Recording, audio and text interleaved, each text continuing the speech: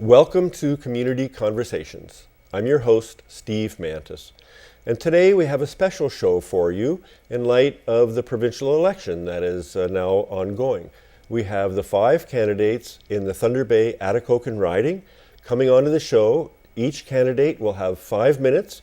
We'll ask the same 4 questions, and this is to help you as citizens to prepare yourself to make an intelligent decision in the upcoming election. The vote takes place on June 12th, and we encourage you to exercise your right and vote for the candidate of your choice. Thank you. Welcome to Mary Kozorys. She's the NDP candidate in Thunder Bay Atkn. Welcome, Mary. Thanks very much, Steve, for the opportunity to come and have this conversation with you this afternoon. Great. So tell me a little bit about your personal background and what skills and interests you would bring to public office. My background is really in community and social development. I myself am first generation Canadian. My parents came to Canada as displaced persons, and they always instilled in me this necessity to give back, to become engaged in the community and to give back. And I felt that I have been very successful in doing this and engaging myself in a number of community initiatives. So building on that, so what are the top 2 reasons that you are seeking public office?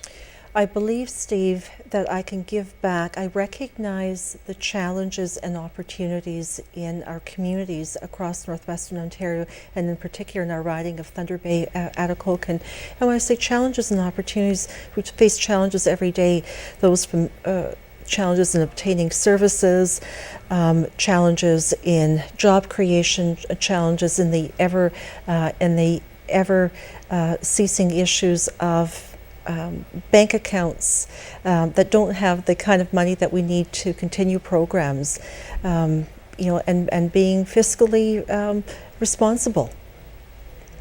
Okay, great. So I've got 2 questions around policy areas. The one is around workers' compensation and occupational health and safety.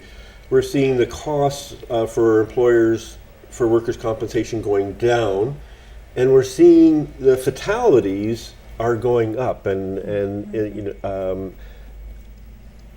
there's pressure on the benefits that injured workers face.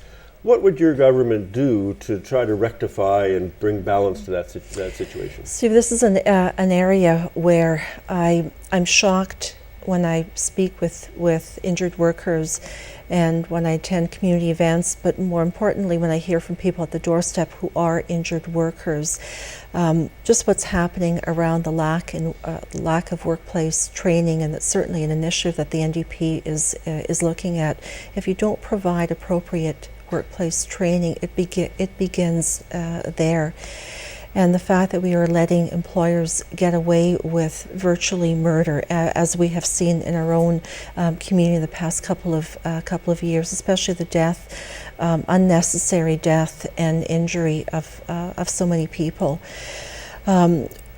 Also, I'm shocked to see that the government, the current government, has ignored the importance of the report released by Harry Arthurs, and in looking at some of the issues around pre-existing conditions. I mean, I honestly do not know how injured workers survive, and it's not only the level of benefit, but it's the other things that people are looking for, in particular around health care and other support. So I think when we look at this, we have to look at this as almost one complete package. It's health and safety, it's workplace safety, it's compensation benefits, and it's being able to provide the appropriate health care.